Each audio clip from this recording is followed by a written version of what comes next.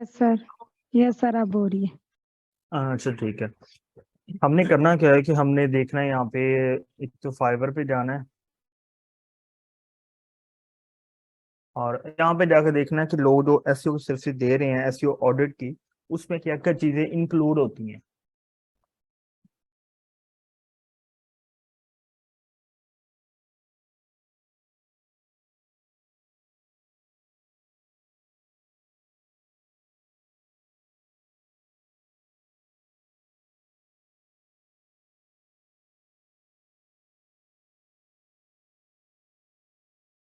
और ये top rated बैठे हुए हैं प्रो वाले सेलर।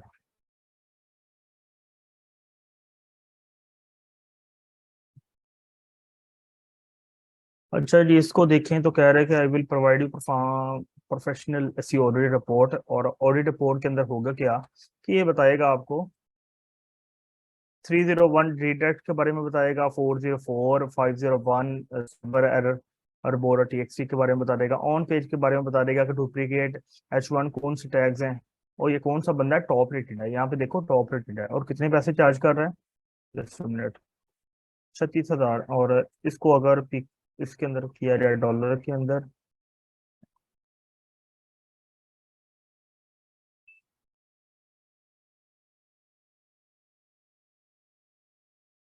जी $125 चार्ज कर रहे हैं। और ये आप नोट कर लेना चीजें किसके बारे में बता रहे हैं, ऑन पेज फैक्टर के बारे में बता रहे हैं और एसईओ एनालिसिस, जिसमें H1 टैग जो होते हैं किसी भी वेबसाइट के ऊपर वो एक ही होता है हर पेज का, ठीक है। उसमें डुप्लीकेट टैग्स आ जाते हैं H1 वाले, देखो मल्टीपल टैग्स आ जाएंगे और जो मिसिंग H1 है वो बता देगा। और यहाँ पे आएंगे long Meta description, Meta title जो मिसिंग होता है वो बता देगा, इंटरनल लिंकिंग बता देगा, ऑर्फन पेजेस बता देगा और ऐसी इमेजेस बता देगा जिनका जो साइज है ना वो ज्यादा है, लाइक ओवर 100 KB है। तो वो भी जो ना वो एसईओ के पॉइंट ऑफ व्यू से अच्छी नहीं होती। लिस्ट ऑफ बैकलिंक्स के बारे में बता देगा। और ये बैकलिंक है और बोनस के अंदर दफा मारो। नेक्स्ट आ जाए। अब ये भाई सब क्या बता देंगे, ये crawling indexing site map robot TXT, यही वो आ जाके 404 403, ये कुछ एरर हैं जो नॉर्मली किसी भी वेबसाइट के ऊपर होते हैं, तो वो उनके बारे में, ब्रोकन इमेजेस के बारे में और नो इंडेक्स टैग। तो आ जाके क्या चीजें, इन चीजों का आप लोगों को आइडिया है, ये जो बातें ये सर्विस दे रहे हैं सभी को पता चल रहा है कि क्या चीजें हैं ये। साथ साथ एक्सप्लेन भी कर दूंगा मैं, लेकिन अभी मुझे बताओ कि ये जो सर्विस दे रहे हैं ये आप लोगों को समझ आ रही है।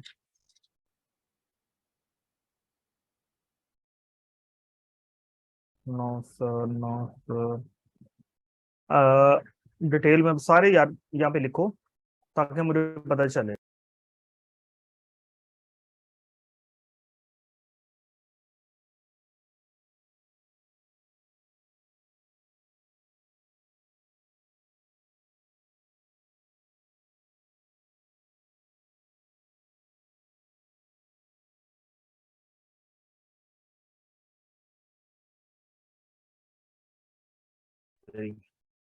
अच्छा, तो क्या सीन है कि ऑन पेज के मैंने फैक्टर बताए थे आप लोगों को, कुछ चीजें बताई थी, उनमें आएगा H1 टैग आ जाएगा, हेडिंग आ जाएगा, मेटा टाइटल, मेटा डिस्क्रिप्शन, ये चीजें तो याद है ना आपको, internal linking, external linking, image alt tag, इन चीजों का आइडिया है सर। कंसेप्ट है बेसिक, फर्दर एक्सप्लेन ये तो। Yes sir. जी जी, यस सर, सारी ये जो स्पीड से आपने लिखो ताकि बताई थी मुझे। ना, ये जो चीजें आपने बताई थी, मेटा टाइटल और वो सब मेटा डिस्क्रिप्शन वाली, वो पता है। हाँ ठीक है, वही चीजें मैं यहाँ पे पूछ रहा हूँ, एक मरतबा दोबारा मैं रिपीट भी कर दूंगा आपको। इंटरनल एक्सटर्नल लिंकिंग, ये एक मैंने ना आर्टिकल ओपन किया है। अब यहाँ पे इसमें इसका मेटा टाइटल, मेटा डिस्क्रिप्शन कहाँ से देखनी है, आपने आना है। मैंने बताई थी एक्सटेंशन डिटेल, ये आपको बता देगा। यहाँ पे आपको देखेंगे H1 क्या है कि ये वाला इसका जो मेटा टाइटल है, मेटा डिस्क्रिप्शन ये वाली है, इसका टैग ये वाला है। कैनोनिकल टैग इसका आपको लोगों को अब नहीं पता होगा। और यहाँ पे बताएगा कि हेडिंग कितनी है, H1 ये वाली है और H2 ये वाली है। और उसके साथ बताएगा कितने लिंक्स हैं, like internal link, external link, internal अपनी ही साइड को, एक्सटर्नल अदर साइड को।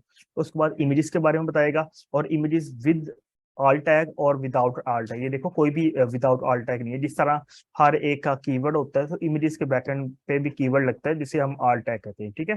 40 इमेजेस हुई हैं और इन चीजों को आप लोगों को सभी को होपफुली समझ होगी। और ये वही चीजें जो ना ये बताएंगे, ये बेसिकली क्या करेंगे, आपके वेबसाइट को उठाएंगे और अदर वेबसाइट जिस तरह एसईएमरश है उसके अंदर जाके पुट कर देंगे। और वहां पे एसईएमरश क्या बताएगा, एसईएमरश बताएगा कौन सी ऐसी पेजेस हैं जिसके ऊपर डुप्लीकेट आपकी हेडिंग्स है, कौन सी ऐसी पेजेस हैं जिसके ऊपर मल्टीपल मेटा टाइटल है, मल्टीपल मेटा डिस्क्रिप्शन है, या फिर मिसिंग है। वो जो ये चीजें बताएगा उसके बाद बताएगा कौन सी ऐसी पेजेस है जिनके ऊपर ये इंटरनल लिंकिंग नहीं हुई, कौन सी ऐसी पेजेस जिसके ऊपर ना एक्सटर्नल लिंक नहीं हुई। तो जिस तरह इंटरनल लिंक एक्सटर्नल लिंक करते हैं तो समटाइम ये ब्रोक भी हो जाते हैं। जिस तरह कोई पेज रिमूव हो गया तो इसे फिर ना वहां पे फिर आ जाता है आपका, अगर कोई पेज रिमूव हो गया है आपके वेबसाइट से तो गूगल की डायरेक्टरी के अंदर वो सेव है। जब को बंदा वहां से क्लिक करके करता है और उसे ओपन करता है तो 404 आ जाएगा। सो 404 मीन कि वो जो पेज है वो वहां पे रिमूव हो गया और गूगल उसको आपने रीडायरेक्ट नहीं किया, इसे 40 जो ना 4 कहते हैं। तो ये भी बता देगा। उसके बाद 301 क्या होता है कि आप रीडायरेक्ट करते हो जिस तरह कोई आपने पेज रिमूव हो गया तो उस तरह का आपने न्यू पेज बनाया था तो आपने रीडायरेक्ट कर दिया, जो रिमूव हुआ था उसे रीडायरेक्ट कर दिया न्यू पेज के ऊपर, तो उसे 301 कहते हैं परमानेंट रीडायरेक्ट हो। 501 जो होता है ये आप एक्सेस लगाया हुआ है लेकिन यहाँ पे 01 आ रहा है और इसे कहते हैं सर्वर एरर, ठीक है। और ये 5 मिनट रह गए हैं और उसके बाद दोबारा आप लोगों ने ज्वाइन करना है, ठीक है। स्पीड से करना है ताकि मैं इसको एक्सप्लेन कर सकूं। और अब मुझे बताओ जो जो चीजें मैंने बोली हैं आप लोगों को समझ आ गई है सारी? बहुत सारे क्वेश्चन है। 1 मिनट स्पीड से जरा लिखे, मैं फिर आप क्वेश्चन सभी को आंसर करूंगा। अभी थोड़ा सा बेर कर लो। मेरी आवाज नहीं आ रही? सर आ नहीं रही आ रही है। सर आ रही है हमें तो। ये कौन बोल रहा है? ये मदीहा बारी को नहीं आ रही बात। अच्छा अभी मुझे बताओ कि ये जो चीजें मैंने बोली हैं इन सभी चीजों की समझ आ गई ना आपको? Yes sir. चैट के अंदर स्पीड से लिखो जरा, ठीक हो गया? ओके ओके यार।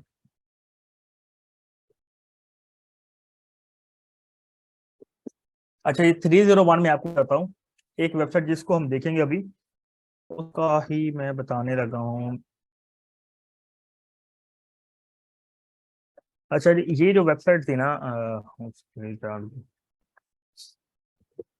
यहाँ पे ये एक वेबसाइट है ग्लो मैगजीन, ठीक है। काफी बड़ी वेबसाइट थी लेकिन अभी डाउन हो गई है काफी ज्यादा।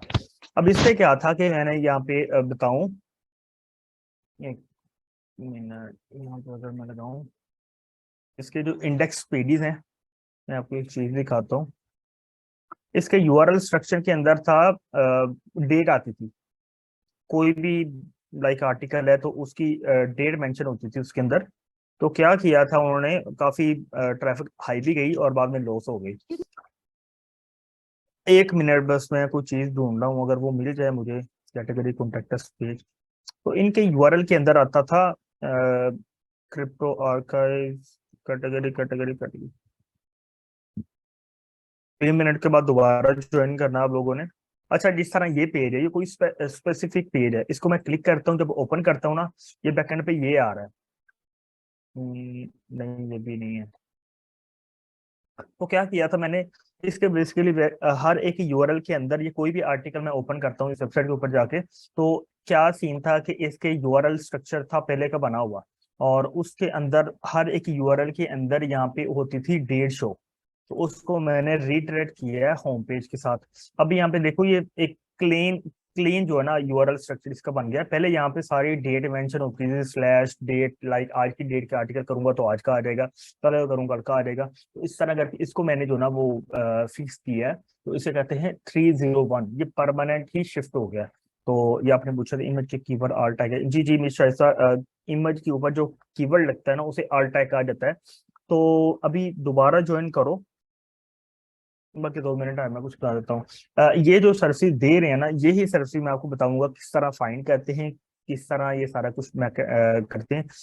SEMrush के अंदर तो ऑटोमेटिकली हो जाता है, उसमें कोई आपको जो ना मैन्युअली नहीं करना पड़ रहा है। ये domain analysis, title, Meta tag, organic keyword, ये जो स्क्रीमिंग फ्रॉग सॉफ्टवेयर है ये बेसिकली आपको बताएगा कि वेबसाइट के इंटरनल स्ट्रक्चर के अंदर कौन कौन से एरर है, कौन कौन सी हेडिंग्स है, कौन से ऐसे पॉइंट्स हैं जो आपको फिक्स करने चाहिए, बेसिक आपको बताएगा। तो आपने करना क्या है कि अभी मैं दोबारा ज्वाइन करोगे ना, आप तो प्रैक्टिकली सामने शेयर करूंगा। तो आपने करना क्या है कि यही जो एरर होंगे आपने एक्सेल के अंदर इसको डाउनलोड करके आगे फिर हैंड ओवर कर देना है क्लाइंट के। तो क्लाइंट खुद ही देख लेगा और उसको फिर समझ आ जाएगी। तो आप इस तरह करके भी ना इसको सेल आउट कर सकते हैं अपनी सर्विसेज को। इसे कहते हैं वेबसाइट एसईओ ऑडिट। ऑडिट करके और जो जो एरर फिक्स करने होते हैं उसे ऑन पेज के अंदर आ गया। तो यही चीजें जो ना वो लेके चल सकते हैं। सर ये कौन से सॉफ्टवेयर का नेम है? Screaming frog. मैं यहाँ पे लिखता हूँ।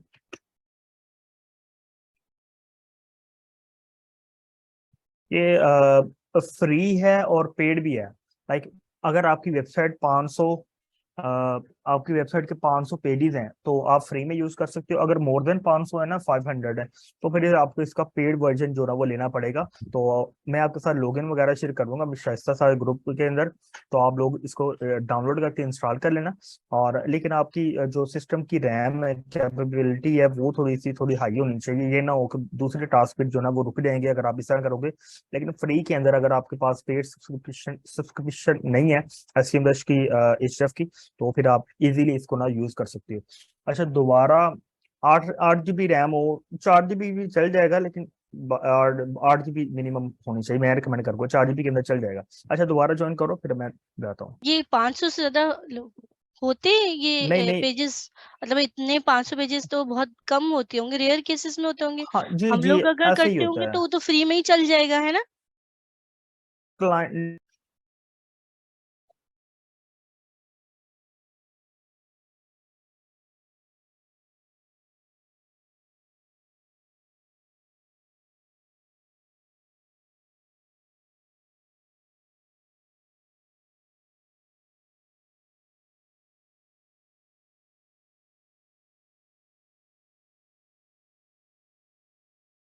जी 16 आ गए हैं, बाकी किधर है? बाकी गैप हो जाते हैं अचानक 1 मिनट के अंदर भाग जाते हैं सारे।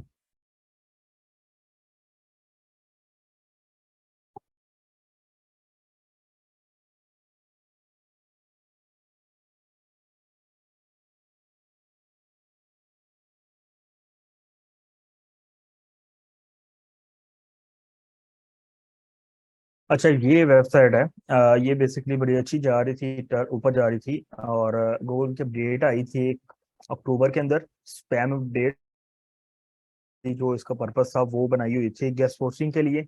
लेकिन गूगल की जो स्पैम अपडेट के अंदर हिट हुई है और उसके बाद ग्राउंड हो गई। अब मेरा काम क्या है कि मैंने इसको दोबारा अप लेके जाना है और इंशाल्लाह आप लोगों के साथ बाद में शेयर भी करूंगा।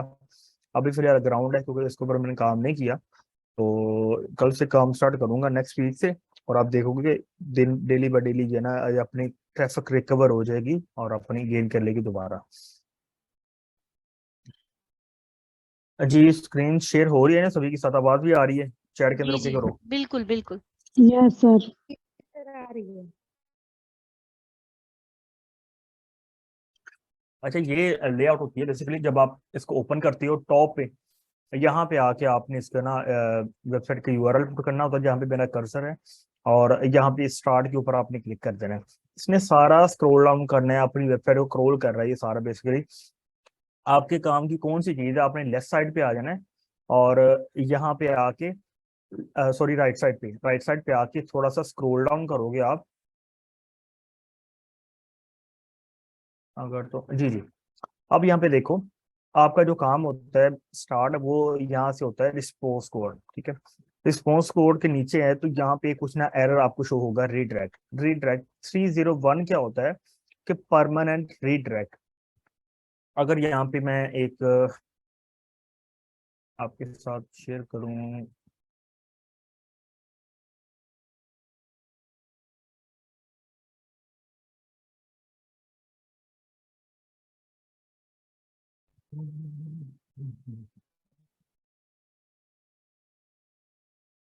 हो जा भाई हो जा। इनको साथ साथ एक्सप्लेन भी कर दूंगा मैं। 401 404 404 क्या होता है कि परमानेंट डिलीट। ठीक है, कोई पेज अगर किसी वेबसाइट से परमानेंट डिलीट हो जाता है, डेल हो जाता है, तो वहां पे क्या आएगा, वहां पे आ जाएगा 404। जिस तरह ये एक वेबसाइट है, इसको मैं कोई चीज रिमूव करके दोबारा करता हूँ, तो अगर इसके पास अवेलेबल नहीं होगा तो क्या होगा कि ये पेज नॉट फाउंड आ जाएगा और 404 जो है इसका एरर आ जाएगा। और अगर यही पेज हमने फिर इसको बाद में रीडायरेक्ट कराना हो न्यू पेज के अंदर, 301 क्या होगा, 301 क्या होगा, परमानेंट रीडायरेक्ट। ये आपने देख लेना।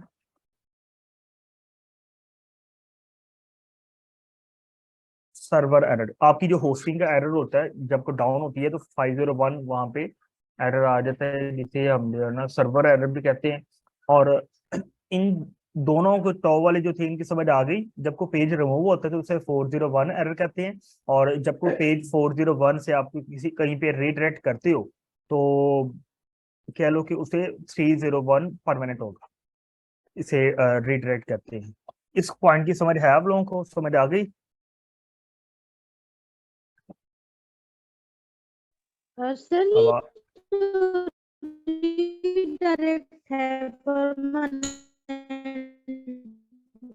ये मेरे साथ हो रहा है, किसी किसी को इस तरह आवाज रुक रुक के आ रही है। बढ़िया रोबोट बन गई। उससे जो नया मैंने क्या शायद मेरा इंटरनेट में इशू है। असल में ना बाहर आए नहीं, आपका इंटरनेट बहुत ही खराब है, बहुत बढ़िया सिग्नल का इशू आ प्लीज रहा है। माइक ऑफ कर।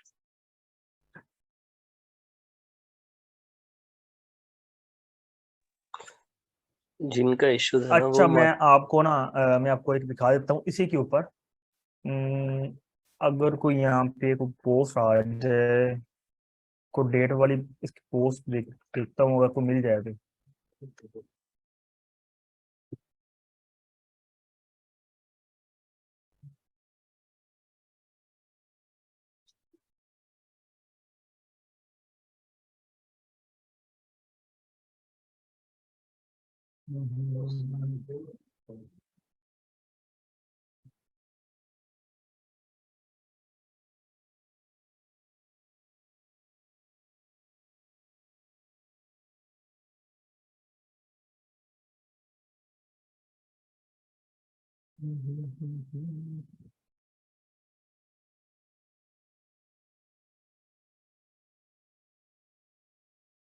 अल्लाह करे मिल जाए कोई पोस्ट इसकी पुरानी।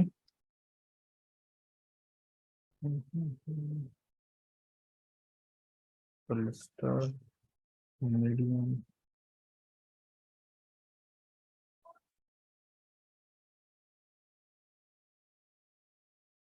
नहीं, फिलहाल नहीं मिल रहा। होता कि मैं आपको बेसिकली बता देता हूँ।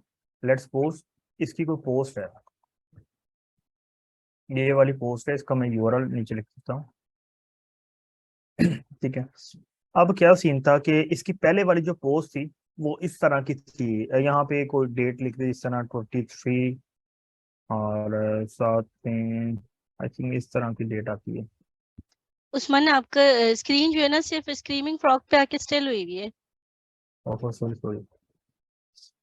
अच्छा, ये एक ना आप कह लें कि एक पोस्ट है ऊपर वाली जिसके अंदर आपकी डेट मेंशन हो रही, कोई भी डेट एक्स वाई थी। तो जब भी आप इसको ओपन करोगे तो ये पहले यूआरएल स्ट्रक्चर था इस तरह का, लेकिन मैंने क्या किया है कि ये सारी डेट इनकी रिमूव हो गई है। अब ये स्ट्रक्चर बन गया इस तरह का। लाइक गूगल के पास पहला जो डाटा था वो था इस तरह का।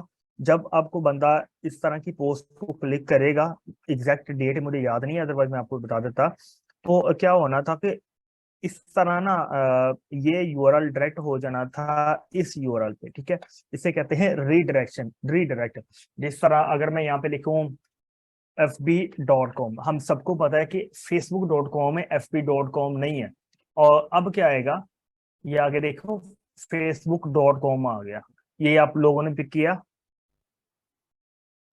मसलन के फेसबुक ने अपनी रिलेटेड कोई भी जो डोमेन्स है उन सभी को बाय करके अपने मेन डोमेन के ऊपर कर दिया है रीडायरेक्ट। दोबारा से पिक करो अगर आप लोगों को नहीं समझ आ रही, मैं यहाँ पे लिखता हूँ fb.com। हमारे फेसबुक का जो सही मेन यूआरएल है वो है facebook.com, लेकिन मैंने यहाँ पे लिखा fb.com और ये टॉप वाला यूआरएल facebook.com के ऊपर रीडायरेक्ट हो गया। तो समझ लगी आप लोगों को? इसे कहते हैं रीडायरेक्ट, रीडायरेक्शन कहते हैं 301 परमानेंट रीडायरेक्शन। उस्मान ये तो समझ आ गया कि ये क्या होगा, ठीक है, क्योंकि हर जो भी आप टाइप करेंगे वो आपको उसी डोमेन पे लेके जाएगा या उसी लिंक पे लेके जाएगा जो आप लगाएंगे, लेकिन इसको करेंगे कैसे? अच्छा, करना किस तरह है? अब वो कुछ प्लगइन्स होते हैं उनके थ्रू किया जाता है। मैं बेसिकली उन्होंने पूछा था कि मिसने कि ये किस तरह का शो होता है, वो मैं बता रहा था। अगर स्क्रीमिंग फ्रो के अंदर आ जाए तो यहाँ पे जो आपके यूआरएल्स होंगे, लाइक जो रीडायरेक्ट हुए हैं, मे बी वो रॉन्ग ना हो जाए, लाइक किसी जिसने पहले किए हो वो गलत ना किए हो, तो आप क्या करोगे जब आप किसी वेबसाइट की ऑडिट करोगे तो आपने ये सारी चीजें डाउनलोड कर लेनी है।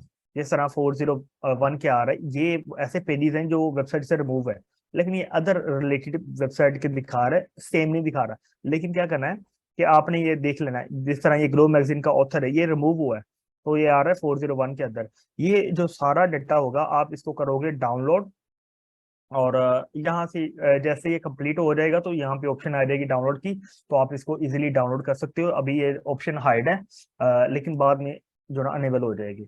उसके बाद 301 वाला भी आपने डाउनलोड कर लेना है और 404 वाले भी। नीचे स्क्रॉल डाउन करें तो क्या करना है आपने, यहाँ पे आके आपने कुछ और फाइंड करने हैं टाइटल, ये होते हैं मेटा टाइटल।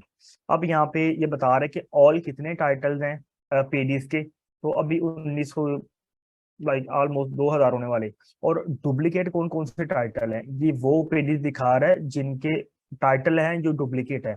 कुछ होंगे जो टैग्स वाले होंगे, कुछ होंगे कैटेगरी वाले, लेकिन आपने एज इट इज इसको डाउनलोड करके इस तरह ये डुप्लीकेट पेजेस है। मुझे तो नहीं था पता। देखो लाइकली इजिली यहाँ पे आ रहा है यूआरएल के अंदर, और यहाँ पे आगे लिखा हुआ है टू, तो सेम पोस्ट दो बार आ रही है। मुझे तो नहीं था पता पहले। अगर मैं यहाँ पे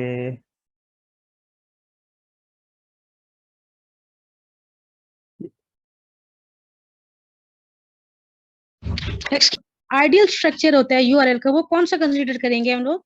आई मीन सर उसमें अल्फाबेट्स और डेट दोनों आने चाहिए? नहीं, क्लीन होता है, डेट वाला नहीं होता। आपका यूआरएल क्लीन होना चाहिए, इसके अंदर ना कोई स्पेशल कैरेक्टर आने चाहिए, ना कोई लाइक गिनती वाले वर्ड्स, ना कोई डेट वगैरह।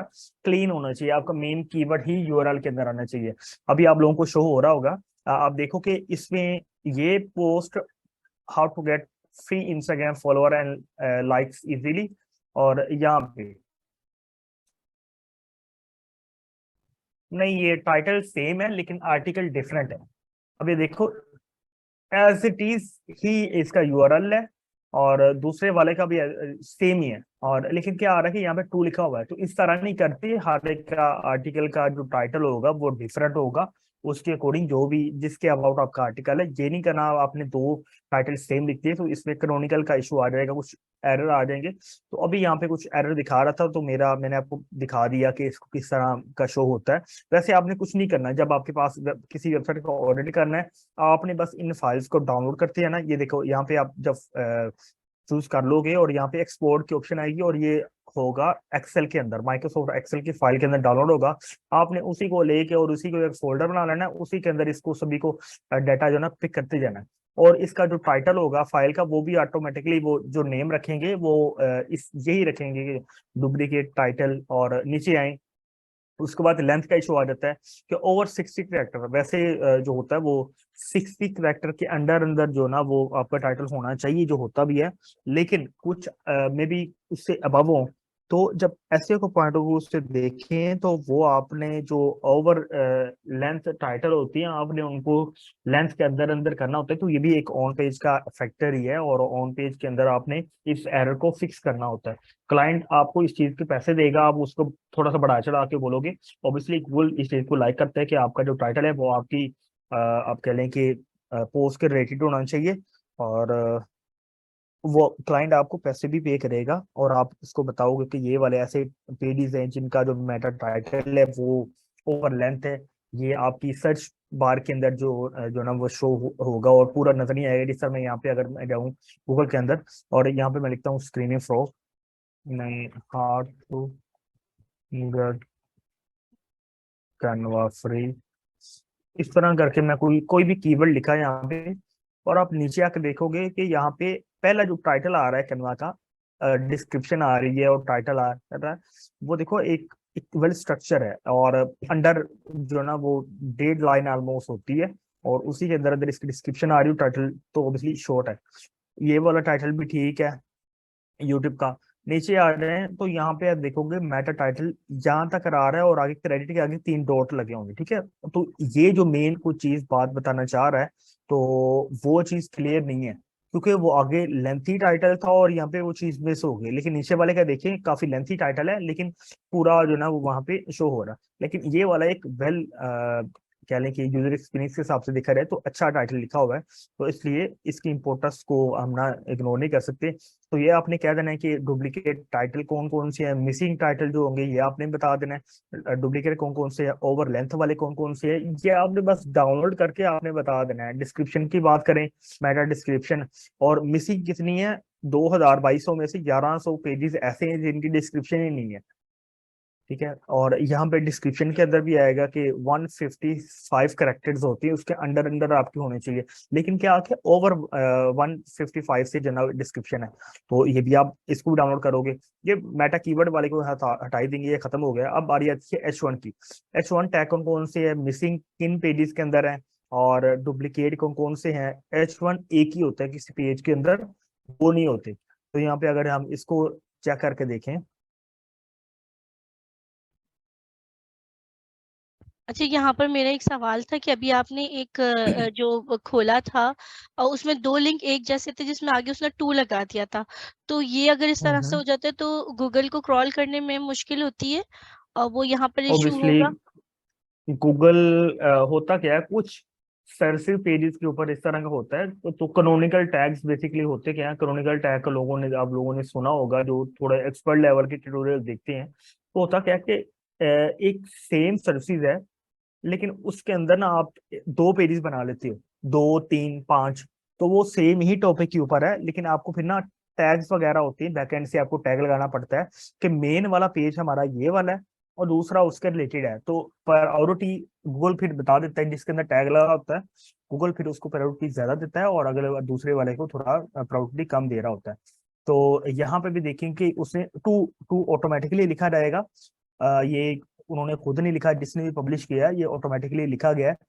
लेकिन क्या है कि ये आपको फिक्स करना पड़ेगा जब आप ऑन पेज एसईओ करते हो। लाइक आप सिंपली होता कि मैं आपको बताता हूँ सारा। क्लाइंट आया आपके पास, वो कहता है मैंने ऑलरेडी रिपोर्ट करवानी है। आपने सबसे पहले किया कि स्क्रीनिंग फ्लो के अंदर पुट किया और सारे एरर की फाइल डाउनलोड की और उसे एडिटरी सेंड कर दिया। आपने कहा कि ये सारे एरर हैं और इनको आपको फिक्स करना पड़ेगा अगर आप अपनी रैंकिंग इंप्रूव करना चाह रहे हो। तो फिर क्या होगा, क्लाइंट आएगा, क्लाइंट बोलेगा कि जी जी, आप उसे थोड़ा सा बढ़ा चढ़ा के बोलोगे कि आपकी रैंकिंग इम्पैक्ट पड़ कर रही है, आपके इंटरनल लिंकिंग नहीं हुई, आपकी एक्सटर्नल लिंकिंग टाइटल मिसिंग है। अगर आप अच्छी ट्रैफिक चाहते हो, वेबसाइट बूस्ट करना चाहते हो, तो ये सबसे पहले तो आपको इन एरर को फिक्स करना पड़ेगा। आप गोरे के पास कौन सा टाइम होता है, वो आपको बोलेगा हाँ भाई आप कितने पैसे लोगे, आप फिर बताओगे कि मैं इतने पैसे चार्ज करूंगा आपके और मैं इन सारे एरर को फिक्स करूंगा और होपफुली कि आपको फिर वो जो ना वो टास्क दे देगा, आपको प्रोजेक्ट आपके हैंड ओवर कर देगा। जब आपकी बारी आएगी तो आपने फिर ये सारे एरर फिक्स करने हैं according to the page, according to the keyword. हर एक पेज का कीवर्ड डिफरेंट होगा, आपने उसके अकॉर्डिंग उसकी मेटा टाइटल बनाना है, मेटा डिस्क्रिप्शन बनानी है, टाइटल टैग है मेटा, और जो भी उसके एरर हैं वो उनको आपने फिक्स करना है। अच्छा, इस पेज के ऊपर आए, वो बता रहा था कि इसके ऊपर H1 जो है डुप्लीकेट है। लेट्स सी जी। अब यहाँ पे देखिए कि H1 एक ही, ये H1 है और ये वाला है, तो किसी भी पेज के ऊपर H1 एक ही होता है, तो आपने इसको भी फिक्स करना पड़ेगा। ये हमें किस तरह पता चला था, ये पता चला ये वाला भी H1 है और ये वाला भी H1 है, ये पता चला था स्क्रीनिंग फ्लो के थ्रू जिसने हमें बताया था, ठीक है। तो ये आपका काम है, आपने इनको फिक्स करना है। और H1 डुप्लीकेट, मिसिंग, ये ओवर करेक्टर, ये सारा कुछ बताएगा। H1 H2 मिसिंग जो है और बाकी अगर ना भी इतने हों तो चल जाता है। और यहाँ पे इमेज के ऊपर आ जाए तो ओवर 100 KB साइज की जो इमेजेस हैं, आपने करना क्या है कि इनको डाउनलोड करके इमेजेस को कंप्रेस करके, कुछ ऑनलाइन वेबसाइट्स हैं जिनके ऊपर आप कंप्रेस कर सकते हो। उनमें एक वेबसाइट जो मशहूर वाली है उसका नाम है टीनी PNG।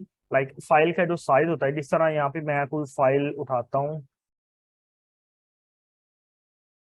ये पहले जो फाइल का साइज था वो था 130 KB, और इसको कंप्रेस करके इसने 121 कर दिया। ठीक है, 7% इसने कंप्रेस की है। तो इसी तरह आप हर फाइल को कंप्रेस करके दोबारा डाउनलोड करके अपलोड करोगे तो इंशाल्लाह उसकी वेबसाइट की ना, अगर ज्यादा बड़े साइज की फाइल आप अपलोड करोगे तो आपकी वेबसाइट की लोडिंग स्पीड जो ना वो हाई हो जाएगी और जल्दी लोड नहीं होगी, तो जो कि यूजर एक्सपीरियंस के लिए अच्छा नहीं है और रैंकिंग डाउन हो जाएगी। उसके बाद आएंगे तो यहाँ पे ऑल टैग है। लाइक इमेजेस के अंदर जो टैग लगे हुए वो यहाँ पे मिसिंग है, तो आपको ये भी लगाना पड़ेगा। और यहाँ पे क्रोनिकल टैग्स हैं। तो अभी यहाँ तक मुझे बताओ कि आप लोगों को समझ आई है? टेल मी स्पीड से ज्यादा।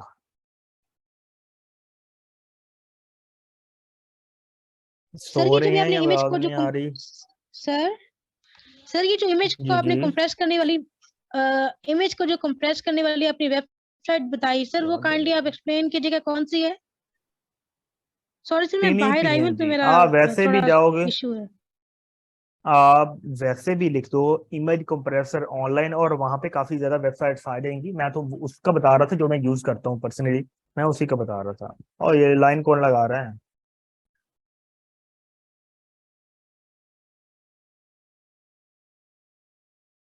आगे क्वेश्चन, इतना कुछ बोला मैंने घंटा पूरा, आप मुझे बताओ क्वेश्चन को कौन से हैं, किस चीज की समझ नहीं आ रही वो मुझे बताओ।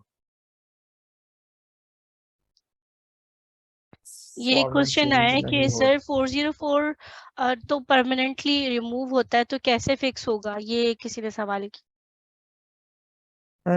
कुछ ना, आप कह लें कि लेट मी, आपको मैं शो कराता हूँ, 1 मिनट मुझे बैकएंड पे वेबसाइट ओपन करने दे।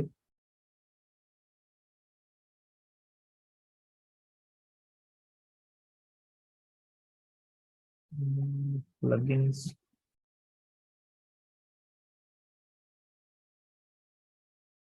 अच्छा आपके सामने ये ग्लो मैगजीन का डैशबोर्ड ओपन हो गया?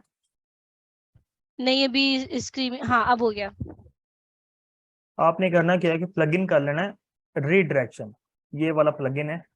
और इसी के अंदर जो ना आप जाओगे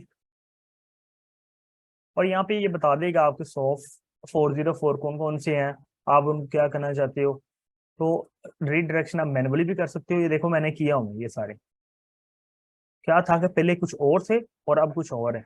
जिस तरह ये वाला है, मैं आपको दिखा देता हूँ। ये पहले यहाँ पे इस तरह आ रहा था, अब ये दूसरा हो गया। अब ये देखना जरा किस तरह रीडायरेक्ट हुआ है। पहले क्या था, बस दीज नट्स जोक्स इस तरह का एक आर्टिकल था, ठीक है। और कितना लेंथी यूआरएल था, और यूआरएल के अंदर क्या आ रहा था, डेट आ रहा था, ईयर आ रहा था 2022। वो तो गुजर गया ना, तो इसकी आर्टिकल पुराना हो गया। तो अगर मैं इसको फोर जब ओपन करता हूँ, इस आर्टिकल को यहाँ पे ओपन करता हूँ, तो ये रीडायरेक्ट हो रहा है न्यू के ऊपर, ठीक है। मिनटों से इसका जो बैकएंड पे जो लगा हुआ है रीडायरेक्ट वाला, रीडायरेक्शन किस तरह की जाती है, यहाँ से ऐड न्यू करोगे तो आप फिर यूआरएल देना पड़ेगा।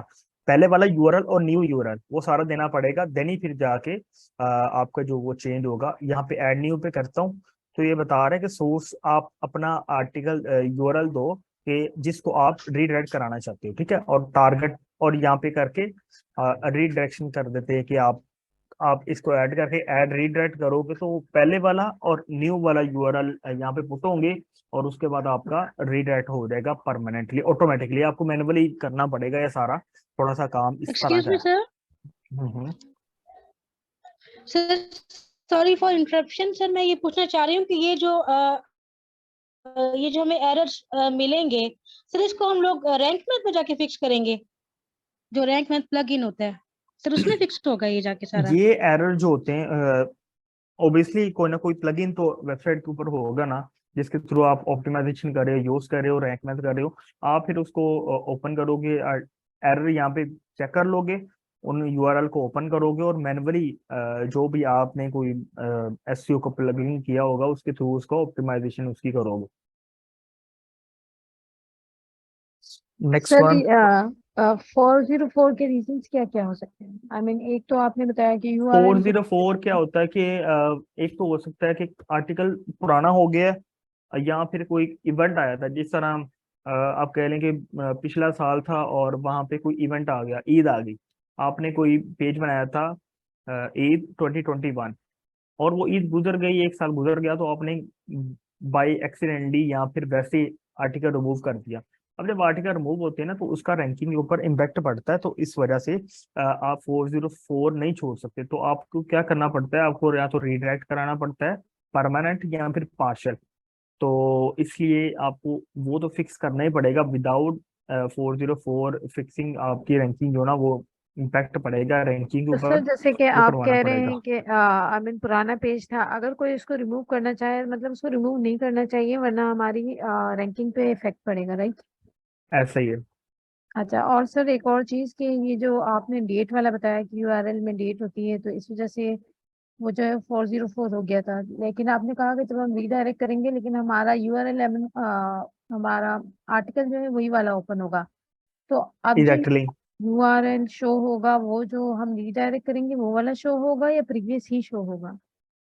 अब होता क्या है कि जब गूगल को स्टार्ट में वेबसाइट इंडेक्स करता है ना, इंडेक्सिंग का अगर आपको आइडिया हो, इंडेक्सिंग क्या होती है, लाइक आपकी वेबसाइट गूगल के पास सेव हो गई है, जो जो आपने पेज सेव करवाए वो हो गए। अब जो पहले वाला पेज था ना, तो गूगल की सर्च के अंदर अभी भी वही पहले वाला टाइटल शो हो रहा है, लेकिन जब कोई बंदा वहां पे क्लिक करता है तो पहले वाला आर्टिकल का यूआरएल चेंज हो गया, न्यू के ऊपर रीडायरेक्ट हो जाता है। इस तरह होता है, ये वर्क करता है, क्योंकि सर्च बार में तो पहले वाले होता है ना, उसको अपडेट होने में थोड़ा सा टाइम लगता है। तो जब कोई न्यू यूजर आएगा तो आप उससे पहले वाला शो होगा, लेकिन जब क्लिक करके जाएगा तो वो न्यू पेज के ऊपर लैंड कर देगा, या फिर न्यू जो टाइटल है वो उसको शो होगा डाटा। थोड़ी देर के लिए होता है, बाद में वो इंडेक्स कर लेता है तो वो फिक्स हो जाता है फिर। जिससे लेकिन गूगल के एल्गोरिथम में तो अगर ये चीज चेंज नहीं होगी तो क्या ये बाद में इफेक्ट कर सकती है? नहीं, चेंज करना पड़ेगा आपको। लेट्स सपोज आपके आर्टिकल के अंदर डेट आ रही है, तो जैसे वो डेट गुजर जाएगी तो वो तो फिर आर्टिकल पुराना हो जाएगा ना। गूगल किसी भी वेबसाइट को जब रैंक करता है आर्टिकल को, वो कहते हैं कि फ्रेश कंटेंट हो, ताकि यूजर उसको विजिट करे और उसको जो ना रीड करे। अगर वो ओल्ड कंटेंट ठीक है। होगा तो फिर वो लाइक यहाँ पे 2 साल पुराने भी आर्टिकल हैं, तो 2 साल पुराने को गूगल क्यों रैंकिंग देगा, क्योंकि इवन के नए नए इतने आ रहे होते हैं।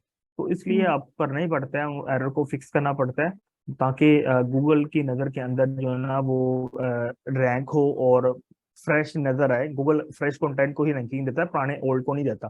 तो हमें टाइम बाय टाइम अपने आर्टिकल को रीड जो ना वो अपडेट करना पड़ता है तो फ्रेश जैसे अभी कंटेंट आप के बता साथ। रहे हैं कि आपकी ये जो साइट है इसकी रैंकिंग कम हो गई है, तो जैसे जैसे आप इसके हम्म। इश्यूज क्लियर करते जाएंगे तो क्या ये रैंकिंग उसी वक्त अप होती जाएगी या इसको टाइम लगेगा? जी जी, इंशाल्लाह हो जाएंगी, थोड़ा सा टाइम लगेगा, ये नहीं होगा, क्योंकि ये है गूगल की अपडेट के अंदर ये हिट हुई है वेबसाइट, तो इसको थोड़ा रिकवर करने में टाइम लगेगा। कुछ वेबसाइट होती हैं वैसे कि उनकी रैंकिंग जा रही होती है, लेकिन अगर आप उनके अंदर थोड़ा और इम्प्रूवमेंट कर देते हो, जिस तरह ये टाइटल टैग और ये सारे एरर फिक्स कर देते हो, उसकी रैंकिंग और इम्प्रूव हो जाती है। अगर हिट हुई है किसी अपडेट के अंदर, थोड़ा टाइम लेगी, कितना लेगी, 1 या 2 महीने, या फिर ये सारे चीजें आप फिक्स कर दो और नेक्स्ट अपडेट आने का वेट करो। जब सॉरी, जब नेक्स्ट अपडेट आएगी तो फिर आपकी जो रैंकिंग है ना वो अब फिक्स हो जाएगी, वो सारे एरर फिक्स हो जाएंगे इंशाल्लाह। एक्चुअली सर मैं एक वेबसाइट के लिए काम कर रही थी और उसमें ये हुआ था कि गूगल की जब अपडेट आई थी लास्ट आई गेस नवंबर या दिसंबर में, तो उसकी रैंकिंग बिल्कुल डाउन हो गई है। सो आई थॉट कि तो क्यों ना ये मैं भी वेबसाइट वो कौन सी है, सरसी वेबसाइट है या फिर दूसरी है, ये एडसेंस या ब्लॉगिंग वाली? सर ये एडसेंस की है आई गेस, एडसेंस वाली।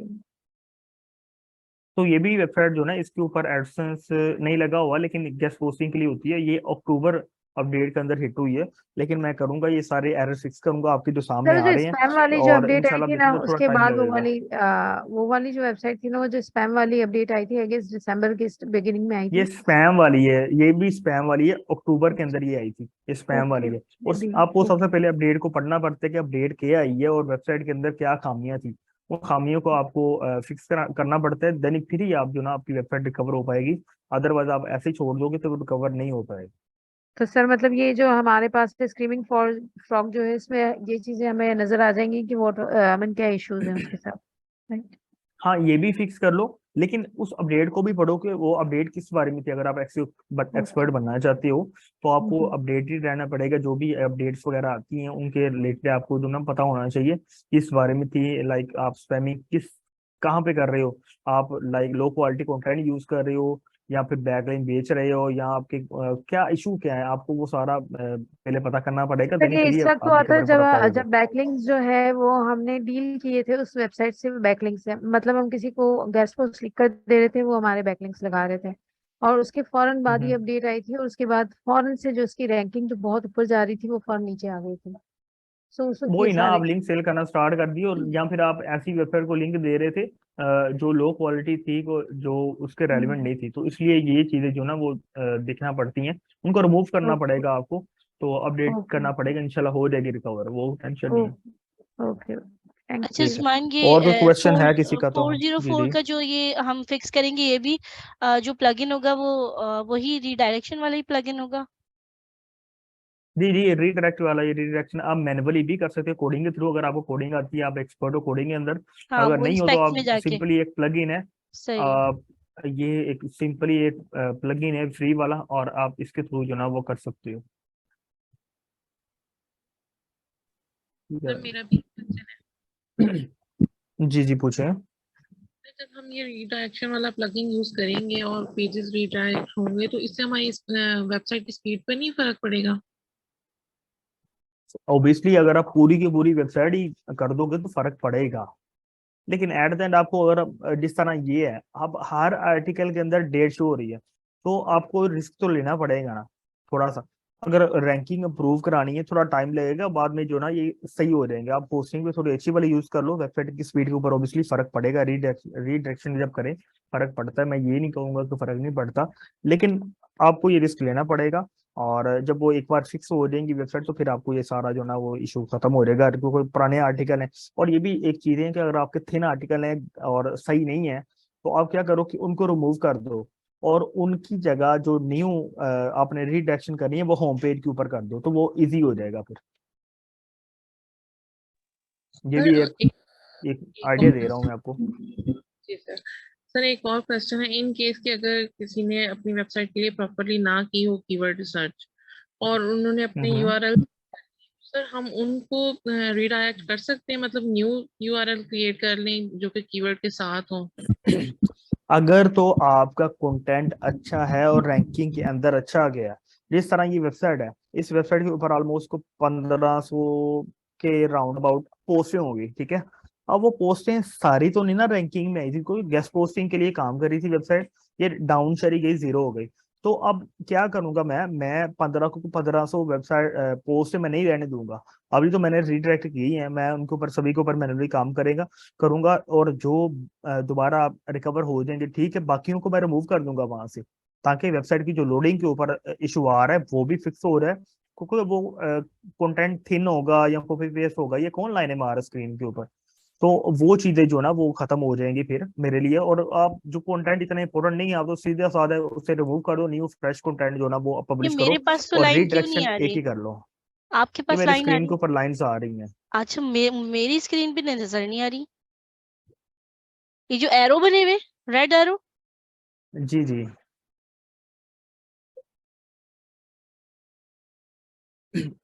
तो क्या करूंगा मैं, जो ट्विन कॉपी पेस्ट कंटेंट होगा, गेस्ट पोस्टिंग के अंदर होता क्या, लोग फ्री वाला कंटेंट कहीं से उठा के कॉपी पेस्ट करके दे देते हैं, और हम ना भी चेक भी नहीं करते, पब्लिश करते। तो इसलिए आपको पहले कंटेंट चेक करना पड़ेगा।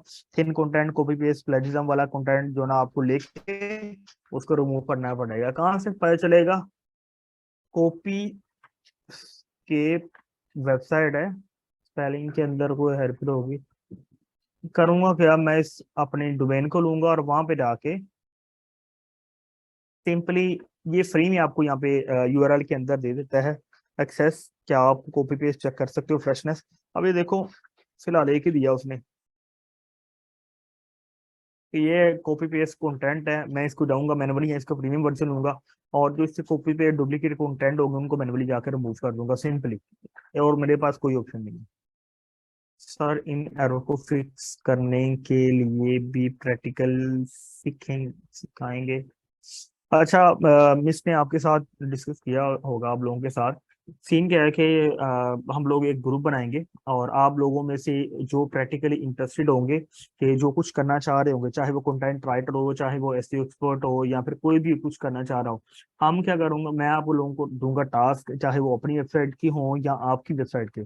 स्टार्ट में मैं अपनी वेबसाइट या कोई भी वेबसाइट उठाएंगे, हम उनके ऊपर काम करेंगे, और इनके साथ साथ आप प्रैक्टिकली भी काम सीखोगे। आपको टास्क दिए जाएंगे कि आपने ये काम करना है, आज ये आपने ये काम करना है।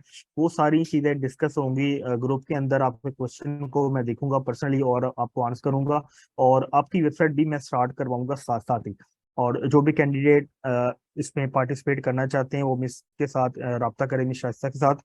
वो आपको बेहतर गाइड करेंगे और आपको ग्रुप में ऐड कर देंगे। लेकिन लेकिन लेकिन वो कैंडिडेट ही आए जो इंटरेस्टेड है और कुछ करना चाह रहे हैं। ये नहीं करना कि आप बस ना सारे मैं करके सारे लाइन में लग जाओ और बाद में पता चले कि एक दो बंदे ही हैं जो काम करने वाले हैं और बाकी जो है ना बस टाइम वेस्टर हैं। तो टाइम वेस्टर जो है ना वो स्टे अवे, थोड़ा सा दूर रहें। और दूसरा है कि प्रैक्टिकल इंशाल्लाह इसकी गारंटी है कि आपको कुछ लर्न करने को मिलेगा। ये नहीं होगा कि आप जो ना बस टाइम वेस्ट नहीं होगा आपका, और इसके साथ साथ आपको इंशाल्लाह कुछ अर्निंग के भी चांस होंगे कि आपको कुछ चीजें सिखाई जाएंगी जो प्रैक्टिकली बेस होगी, और आपकी अर्निंग मेथड शेयर किए जाएंगे जिसमें आपको फायदा होगा। और आपकी वेबसाइट अगर आपकी है या कर रहे हो आप काम, आपको थोड़ी सी और एडवांस नॉलेज सीखने को मिलेगी, और इंशाल्लाह फायदा ही होगा आपका। ये नहीं होगा कि टाइम वेस्ट नहीं बिल्कुल होगा। सही, तो बिल्कुल जो सही। कैंडिडेट हैं वो मिस आहिस्ता से रब्ता करें। उस्मान, मैं यहाँ पर एक चीज ऐड करना चाहूंगी कि अभी परसों तरसों मैंने एक टास्क दिया था यही देखने के लिए कौन अपना वक्त पे काम करता है। तो बहुत सारे स्टूडेंट ने तो करके दिया मुझे, बहुत सारे स्टूडेंट ने नहीं करके दिया। तो मैं यहाँ पर आपकी बात के साथ एक चीज और ऐड करना चाहूंगी कि वो पर्सन मुझसे रब्ता करें जो कि अपना काम जो है वो ऑन टाइम और टास्क अपना ऑन टाइम कंप्लीट करके दे सकें। क्योंकि अगर ऑन टाइम कोई काम करके नहीं देगा तो देखिए कमिटमेंट करके और फिर उसको खराब करना वो गलत बात हो जाएगी, फिर हम उसको आगे नहीं रख सकते साथ। जी जी, ऐसा ही है। असल में होता क्या है कि सारे पहले तो कह देते हैं, बाद में इनका दिल नहीं करता। सारे मैं, क्योंकि मैं काफी देर से पढ़ा रहा हूँ, पहले वो कह देते हैं जी जी हम करेंगे ऐसे, और थोड़ा सा टाइम गुजरता पहले वेले होकर बैठ जाते हैं सुकून से, अच्छा कर लेंगे कल कर लेंगे। सर ये हो गया, सर दर्द हो गए, मेहमान आ गए, मैं दही लेने चला गया, गैस नहीं आ रही थी, लाइट बंद है, हमारा ट्रांसफार्मर उठा के ले गया कोई, इस तरह की चीजें सर कहते हैं। ये है ना, तो फ्री वाला काम की कदर नहीं होती।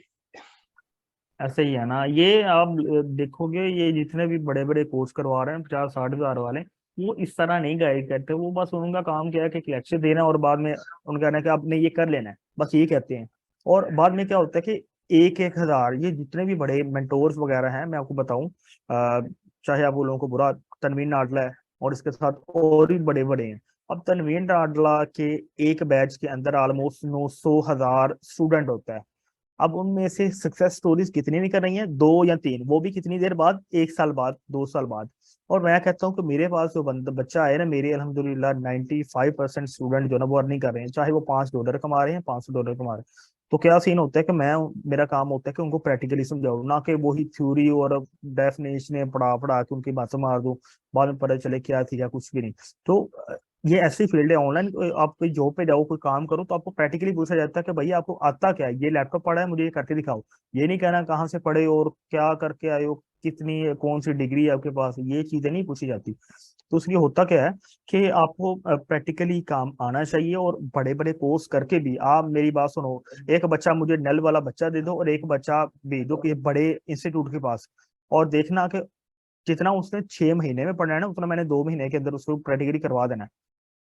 तो ये चीजें भी होती हैं। तो कदर करनी चाहिए, लेकिन ऑब्वियसली हम लोग सीरियस नहीं है, अपने साथ भी सीरियस नहीं है। तो अब बात आपके ऊपर है, जो इंटरेस्टेड है। और टाइम नहीं आना कि बाद में कर लेंगे, नेक्स्ट टाइम कर लेंगे, कल कर लेंगे, कल नहीं आनी, ये बात ध्यान में रखो। कल नहीं अच्छा, आनी, ये टाइम इसी तरह रहेगा, परेशानियां मजीद बढ़ेंगी थोड़ा सा। इसी उस्मान तरह में से अगर करना यहाँ पर पड़ेगा, एक पाकिस्तान चीज में रहते हो आप लोग। एक चीज और ऐड करना चाहूंगी कि देखिए जो लोग 10 चीजों में इन्वॉल्व है ना, तो प्लीज वो परेशान ना करें कि हमें भी ऐड कर लें। इसलिए कि क्योंकि अगर आप किसी एक मेंटोर के साथ जुड़ जाते हैं और उसकी बात मानते हैं तो वो ज्यादा बेस्ट होता है, वो आपको आगे तक लेके जाएगा। लेकिन आप 10 लोगों के साथ आपने ब्लॉगिंग में भी हाथ डाला हुआ है, आपने जो है वो डिजाइनिंग में भी हाथ डाला हुआ है, आपने कहीं और भी ले रहे हैं, तो ये फिर ये मसला होगा, क्योंकि आप उसको कंसिडर करेंगे या अपने मेंटोर को कंसिडर करेंगे। तो प्लीज इसको भी अवॉइड करें कि एक जगह जुड़ जाएं तो फिर कुछ दिन साथ ही रहें, इधर उधर ना जाएं। और मैं एक और चीज बता दूं यहाँ पे कि इस कोर्स के अंदर होगा क्या, लाइक कोर्स तो हम सारे कर रहे हैं, प्रैक्टिकली क्या होगा कि आप लोग कर रहे हो कोर्स, आप डिजाइनिंग का भी कर रहे हो, आप यूट्यूब का भी कर रहे हो, आप लोग सोशल मीडिया का भी कर रहे होगे, ग्राफिक डिजाइनिंग भी आएगी और ब्ला ब्ला। मैं आपको गारंटी देता हूँ कि सारी चीजें आपने जो पूरे पूरे कोर्स के अंदर सीखी होंगी ना, वो आपको मैं एक एक दो दो लेक्चर के अंदर ये चीजें कवर करूंगा। चाहे वो ग्राफिक डिजाइनिंग हो, आपको इतनी ग्राफिक डिजाइनिंग आनी चाहिए कि आप अपने क्लाइंट का या अपनी वेबसाइट का काम खुद कर सको, दैट्स इट। इतना, इससे ज्यादा नहीं है। दूसरी चीज यूट्यूब का है, तो वो भी आपको इंशाल्लाह, ठीक है मैं एक्सपर्ट लेवल का नहीं हूँ, लेकिन फिर भी आपको इंशाल्लाह मैं पर्सनल जितनी भी चीजें मुझे आती हैं उनको मैं आपके हैंड ओवर करने की कोशिश करूंगा और आप तक जो ना वो लेके आऊंगा, और इंशाल्लाह आप लोग फायदा भी होगा आप लोगों को, ये नहीं होगा कि आपका टाइम वेस्ट हो। अब आपके ऊपर है, और चाहे दो बंदे आ जाए लेकिन काम करने वाले आए, लेकिन ये ना हो बाद में कि तंग करें कि सर ये हो गया, वही बहाने बड़े मैंने सुने हैं। ठीक है, आज का इतना ही था। अनफॉर्चुनेटली टाइम कम होने की वजह से बड़ी स्पीड से कवर अप नहीं कर पाता मैं सही तरह, लेकिन फिर भी ट्राई करता हूँ अपनी तरफ से। और यही वो चीज़ें हैं, आप जब प्रैक्टिकली करोगे ना आपको पता चल जाएगा। और क्या होता है कि यही वो चीज़ें हैं जो मैंने